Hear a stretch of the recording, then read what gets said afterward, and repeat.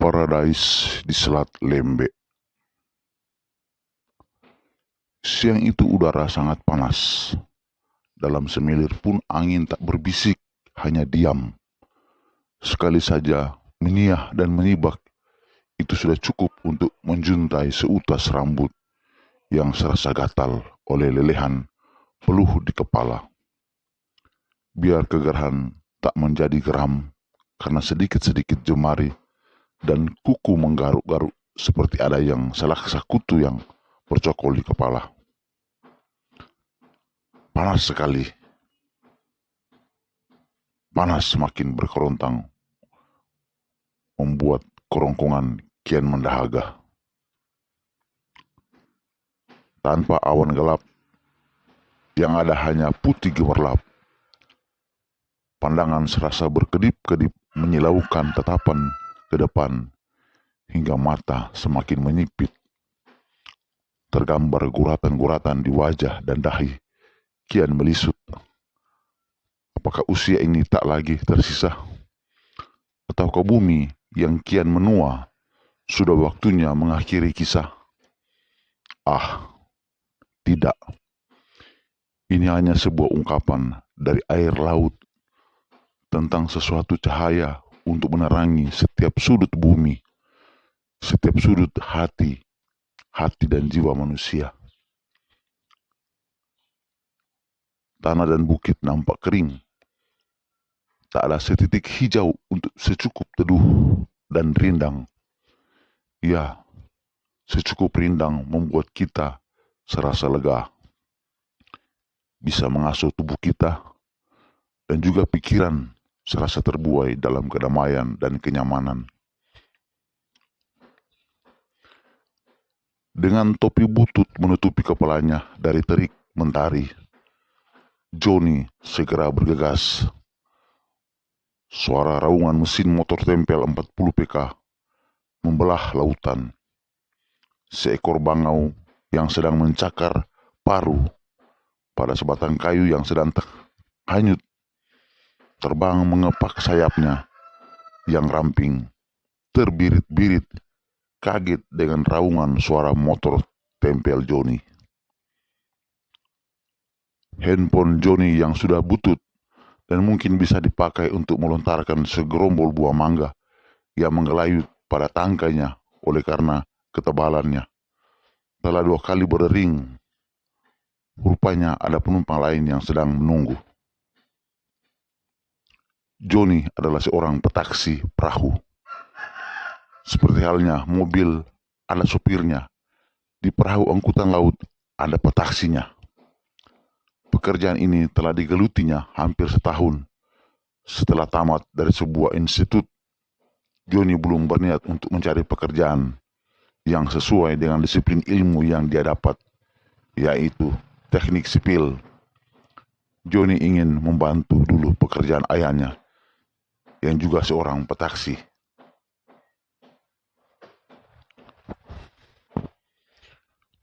Seorang laki-laki berbadan besar, rambutnya telah beruban dan memakai kacamata hitam. Berpakaian rapi, usianya sekitar 70-an tahun. Namun kelihatan masih kekar. Ditemani seorang gadis muda cantik dan rupawan, dipadu dengan celana blue jeans ketat dan kaos oblong putih, berkacamata hitam, sedang menunggu di ujung dermaga. Johnny menghampiri sebab dia belum pernah kenal orang yang akan memakai perahunya. Johnny hanya mendapat informasi dari seorang temannya yang bekerja di sebuah resort bahwa hari itu ada seorang bos besar yang akan mencarter perahunya. Jamnya belum diketahui. Dengan memberanikan diri, dia menyapa dengan sedikit keraguan-raguan. "Bos, mau kemana?" "Mau ke Paradise Resort." "Tapi saya sudah janjian sama..." "Aku Johnny, bos." "Oh, kamu Johnny ya? Berarti kamu orangnya. Di mana perahu kamu?" "Di sana, bos. Itu yang catnya warna biru putih." "Mari silakan, bos." Sambil menunjuk dan menuntun menuju perahunya. Maaf bos, tadi agak terlambat. Tidak apa-apa, Joni. Pelan-pelan bos. Dermaga ini agak ketinggian karena air laut telah surut. Sambil memegang tangan kanan agar tidak tergelincir, Joni menuntun kedua penumpang itu untuk turun ke dalam perahunya.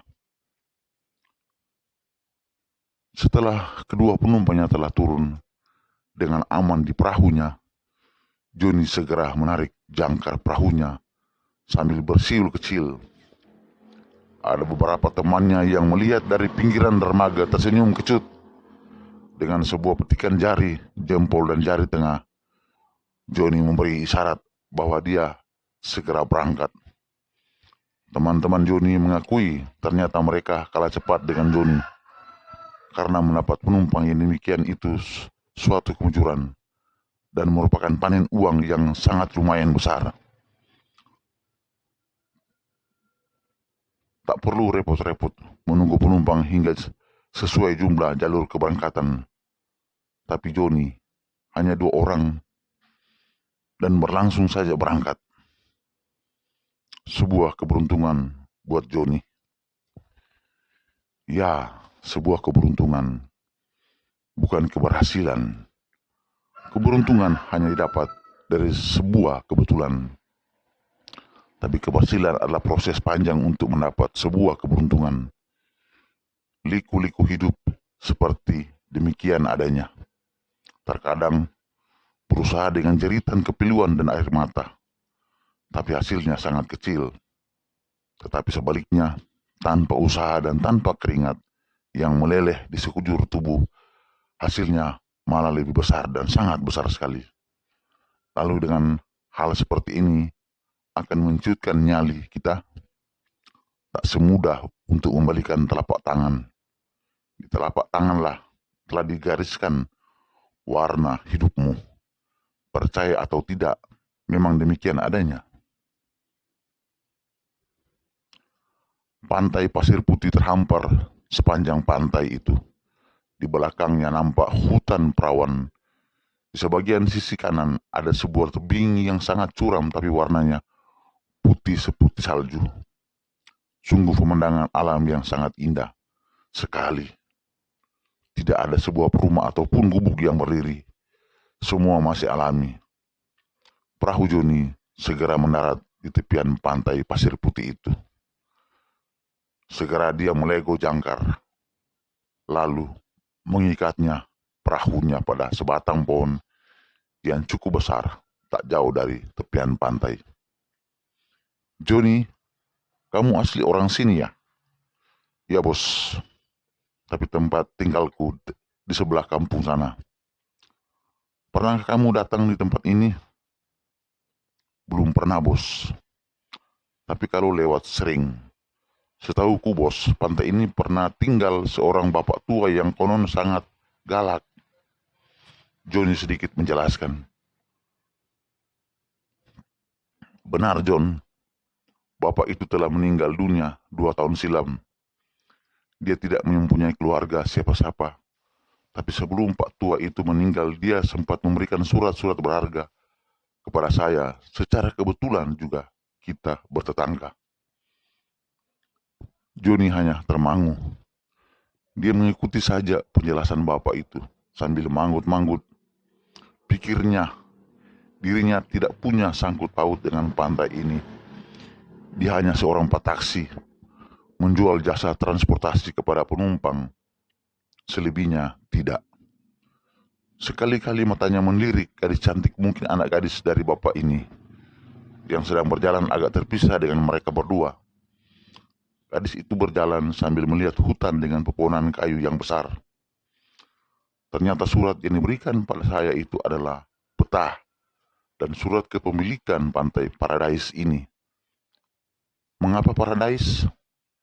Nama Paradise memang sudah tertera dalam isi surat ini. Sambil jeda sesaat, Joni terus menemani bapak itu berjalan mengelilingi lokasi pantai pasir putih itu.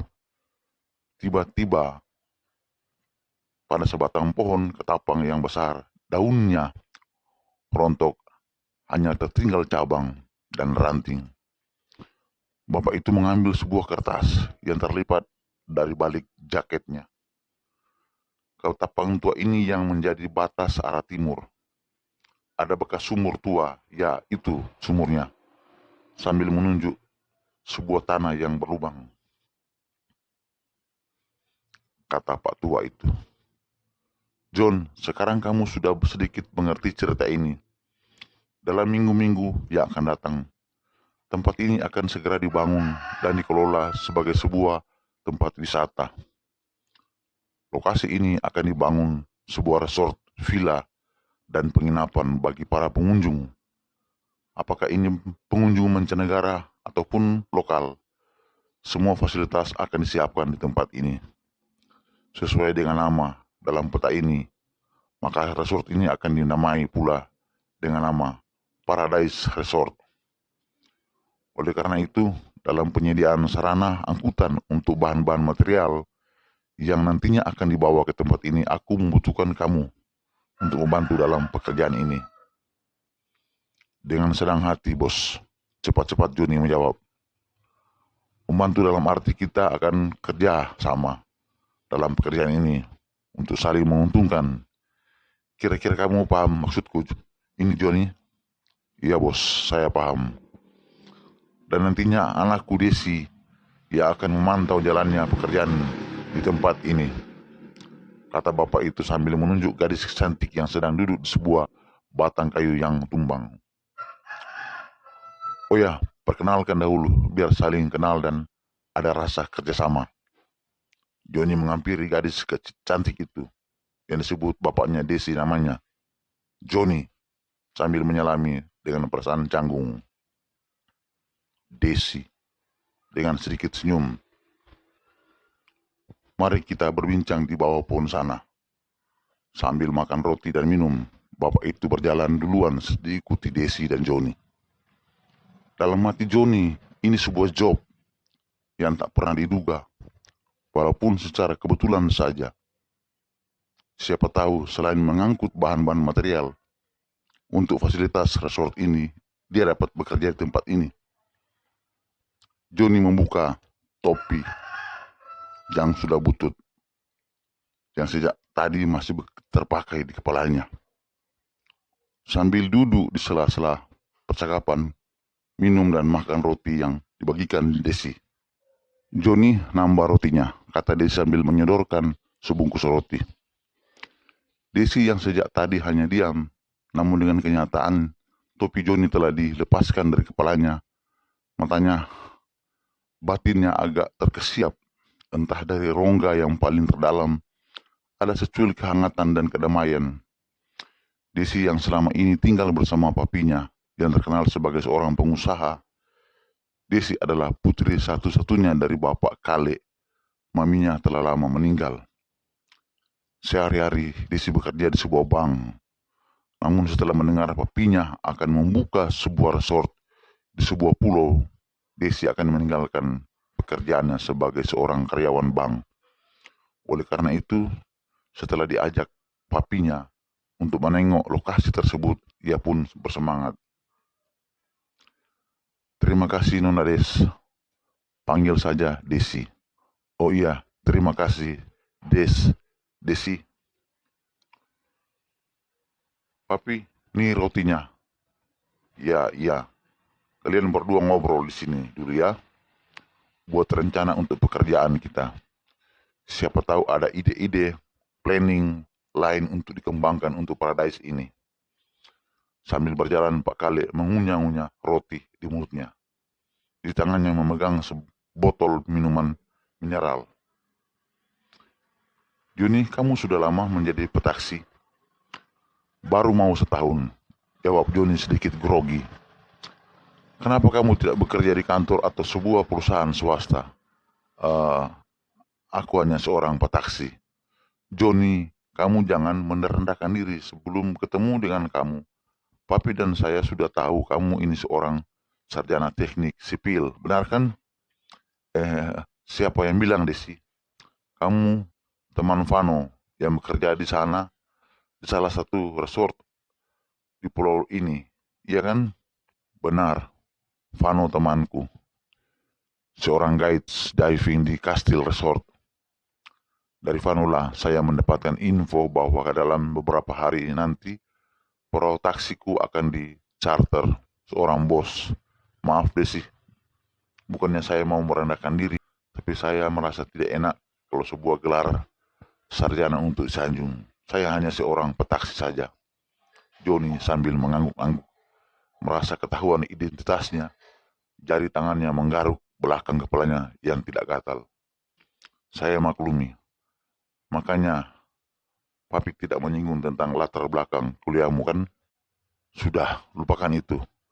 Menurut kamu kira-kira apa progres Paradise ini dalam tata ruang dan lingkungannya? Lanjut Desi pula.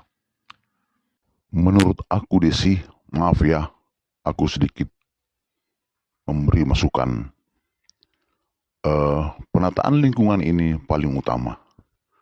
Biarkan lingkungan ini serba alami. Kalau perlu kita menanam lagi pohon-pohon yang sepanjang jalur ini.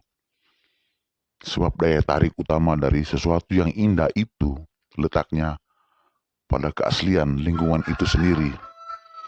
Tinggal kita yang mendekorasikan bangunan tempat nginap.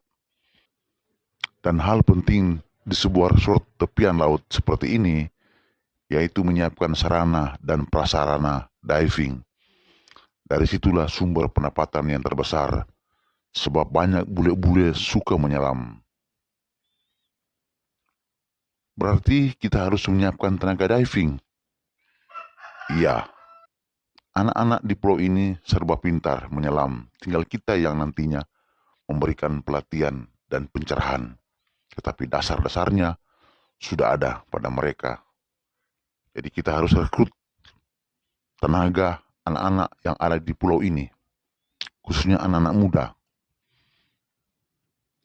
Sejenak jeda, lapat-lapat telinga mereka berdua mendengar suara erangan yang terbawa semilir angin. Itu suara bos, papinya Desi. Oh, Desi tolong papi. Papi, bos. Secepat kilatan petir, Joni berlari kencang mencari sumber suara erangan itu. Mungkin papinya Desi ini, pikir Joni. Desi pun berlarian mengikuti Joni. Di bawah pohon beringin sebelah selatan pantai itu, Bapak Kale atau bos atau papinya Desi terkapar. Tubuhnya tersungkur, kedua tangannya menekan dadanya. Joni segera menyambar tubuh Pak Kale yang sudah hampir jatuh di atas pasir. Ia membopongnya lalu dibawa ke perahu. Cepat Desi, kita mencari dokter di kampung sebelah. Di situ ada dokter puskesmas. Mereka berdua bergerak cepat untuk menyelamatkan nyawa papinya yang kambuh kembali penyakit jantungnya. Terfikir Desi lupa membawa obatnya. Papi, sambil mengusap dada papinya. Hanya satu kali belokan Tanjung akhirnya perahu Joni tiba di dermaga kayu kampung itu. Bangunan putih yang merupakan puskesmas tak jauh dari tepi pantai. Joni membopong Pak Kale diikuti Desi dari belakang. Para warga kampung yang melihat kejadian itu, ada beberapa warga yang kenal dengan Joni, turut membantu Joni berdua. Desi. Tak lama Pak Kale telah masuk ke ruangan periksa dokter. Beruntung juga seorang dokter masih ada, belum sempat pulang. Tak lama kemudian dokter itu keluar dari ruangan prakteknya. Sebaiknya cepat-cepat dirujuk ke rumah sakit yang ada di kota. Di sini fasilitas terbatas. Tapi aku telah memberikan sedikit sebutir pil. Sedikit untuk mengurangi rasa nyeri pada dadanya. Waktu 1 jam dari sekarang. Ayo cepat, kata dokter itu.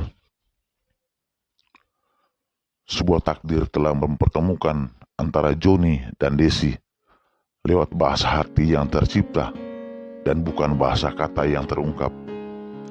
Hati yang berpaut hanya dengan sebuah kejujuran dan keikhlasan tanpa mengharapkan rembulan emas di seberang sana. atau di sini ada lautan yang bertilam intan dan permata. Terkadang angin tahu kemana hari ini, dia menghembus untuk membuat sebuah kisah yang sedih. Walaupun hanya semilir saja, kenestapaan menderah, namun sang mentari yang panas meradang membuat kita melipat tangan untuk sungkur dan sujud berkekompangan. Tapi di seberang sana ada cinta bersemi melarungkan di atas bui-bui makna menuju pulau-pulau impian tentang sebuah hati dan sebuah cinta yang tulus, laksana kaki yang terdepan melangkah terjejak di sudut paradise.